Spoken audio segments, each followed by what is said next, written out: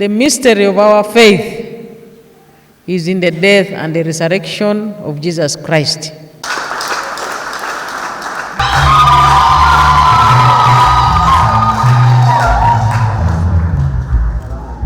People love people who do bad things, and they hate people who do good things.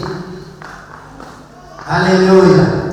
So the crowd shouted at Jesus, "Crucify him, crucify him. We don't want him. Do away with him."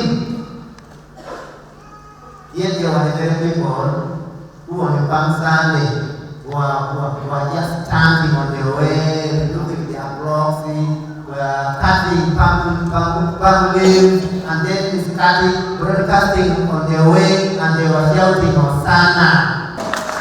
So as you are here today, you need to celebrate your victory. You need to celebrate your liberation. This is the day of liberation, when Jesus came and liberated you.